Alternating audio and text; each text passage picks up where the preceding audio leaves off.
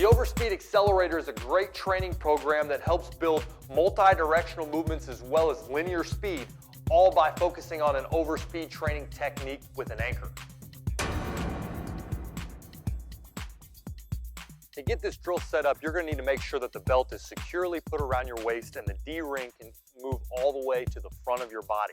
If the belt's a little too loose and it can only reach the edges of your body, that's not what we want. We want the D-ring to be able to move towards the middle to make sure that we're pulling and assisting our center of gravity. Next, we're going to attach the stretch cord, and we're going to be moving with 3 cones. Now, the stretch cord can safely stretch to about 20 feet. So it's important that we make sure that we measure the cones out to be at a nice distance to where the 3rd cone maxes out the resistance. Depending on your athleticism is how far you're going to set your cones as well. Remember, 20 feet is our max, but if we're not quite strong enough to really work into that farther out resistance, then go ahead and tighten up those cones so we can work for that overspeed during the smaller sessions. The first round of this drill, we're going to use the reactive stretch cord to help get our body loose working through resistance. Sprint to the 2nd cone, back pedal back, and then sprint to the 3rd cone, back pedal back. The key here is to work through the dig phase, dropping your chest and really pumping your arms and moving your legs quickly to each individual cone. Don't forget on the back pedals, we've got to maintain that good center of gravity, keeping our chest slightly forward and working those arms as we come on back. Complete about 3 to 6 resisted sets. Then we're going to move into the 2nd modification. This is where the reactive stretch cord is really going to shine. We're going to be able to work with a lot of overspeed technique training where we're going to accelerate forward and work on our stride frequency. Same cone setup, you're going to back pedal back to the 2nd and then sprint forward back to where we started, back pedal back to the 3rd, and then you're going to sprint all the way out into a nice sprint. A very important element when working with the reactive stretch cord is having an active anchor.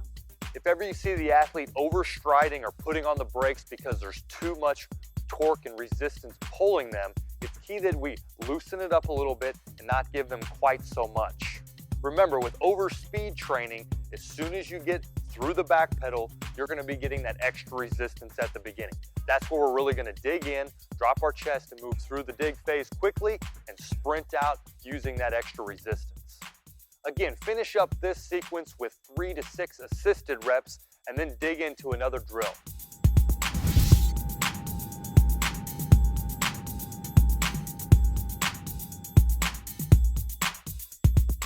The drill we're going to be working with is the Overspeed Shuffle Sprint drill. This drill is going to be set up with 3 cones about 3 to 5 yards apart. Remember, the stretch cord comes out to be about 20 feet long and it's full length. So we want to make sure that we're working inside that range to really optimize our results.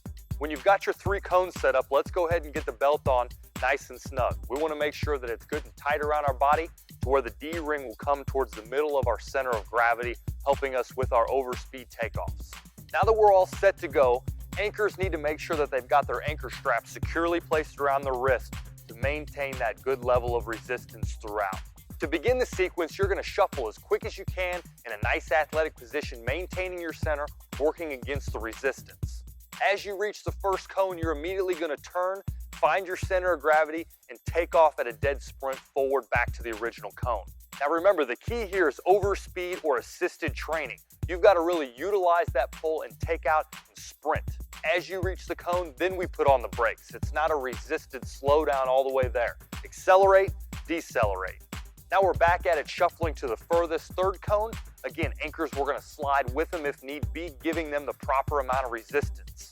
As they reach the 3rd cone, it's then time to increase the resistance and take them out into a full sprint past the cones. The 3rd cone is really going to give us a lot of benefits on our assisted running. Again, remember, assisted running was going to improve your stride frequency and help you get through those running phases much quicker. So it's important to find that sweet spot where we're adding assistance, but we're not giving too much to alter the form or technique of your sprint. A couple things to look for throughout the drill is going to be overstriding or braking. If you're falling on your heels or you've got too much resistance, your body will naturally brake. So we want to make sure that we don't see any braking or overstriding where we're really taking out in front of our center of gravity and stepping long. Complete 3 to 4 resisted reps going in both shuffle directions. This is going to help us optimize our results with the resisted shuffles, as well as get us a good amount of work in for our sprints.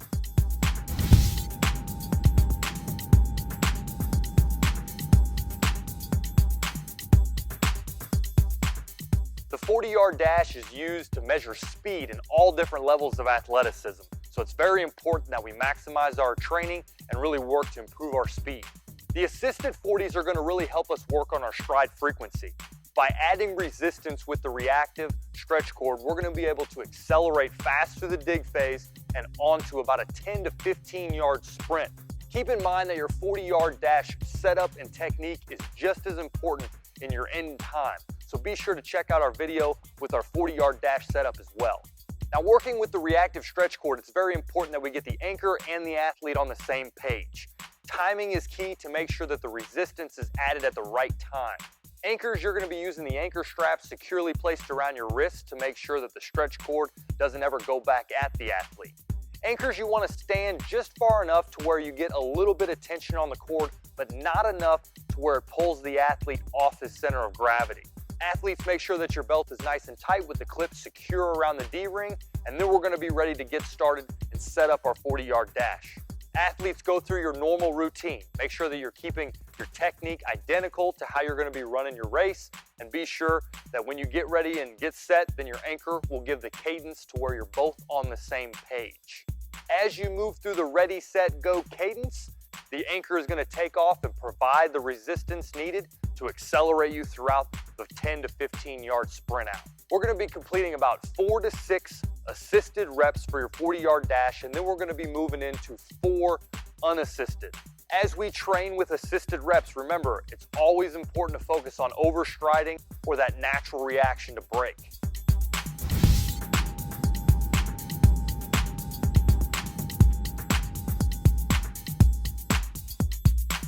With the assisted broad jumps, we're going to be working on being powerful with assistance. You're going to need to set up 4 agility cones to challenge the distances that we jump.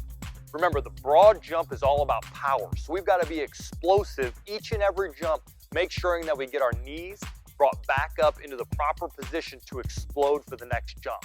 The assistance given by the reactive stretch cord is really going to help you extend out even farther than before. By giving a higher turnover rate, you're really going to be able to stride out and give your body that little extra that it needs. Remember, muscle memory is key in everything that you do. So by really extending those jumps that little extra, it's going to help you remember how to get that body in the position to jump just that little bit farther. A couple keys to working the anchor here. Remember, jumpers, your goal is to jump as far as you can each and every rep. Anchors, you have to be very active because the athletes are going to be gaining so much ground. So make sure you've got that anchor strap good, put on a little bit of resistance as they begin, get on the same page, and you might even have to jog to make sure that you maintain that level of resistance. Be conscious of the assistance you're giving each athlete. If you give them too much, oftentimes what it's going to do is make the athlete's feet slide forward, landing on their heels, and start that braking concept. We really want to make sure that we're just adding enough to where the athlete can maintain proper technique and be explosive through each of the jumps. 3 jumps is all you're going to need. As you move to 4, 5, 6, and 7, it's really just going to be harder to maintain that form. So go with 3, maybe 4 jumps max, and go ahead and call it a set. Give yourself a little bit of rest in between each individual set so that we can maintain that level of explosiveness. We've got 3 to 4 assisted reps with each of the jumps. Then we're going to go 2 unassisted sets working to jump just as far as we were with that assistance.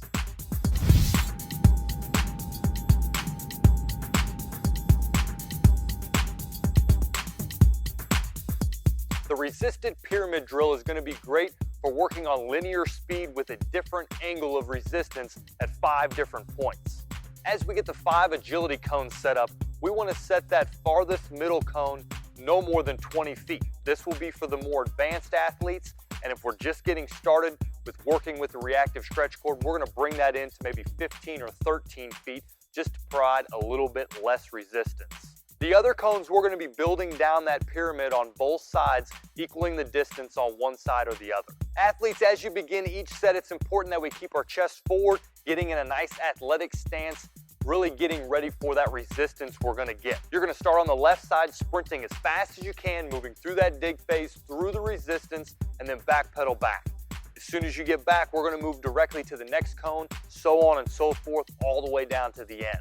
Remember, with this drill, you're going to be really exhausted after each and every single set because you're working to be explosive through the resistance. Be sure to give yourself about a minute to a minute and a half in between each individual resisted set so that we can maintain that level of explosiveness.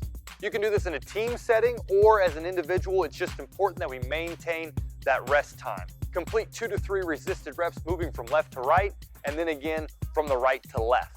A quick tip for this drill is for the anchors to be very active.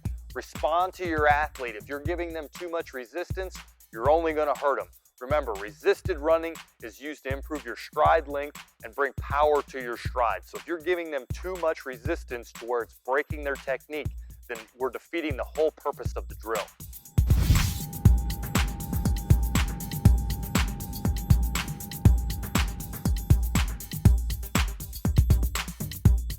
This is a great drill to help with our lateral quickness as well as our mobility when turning to sprint.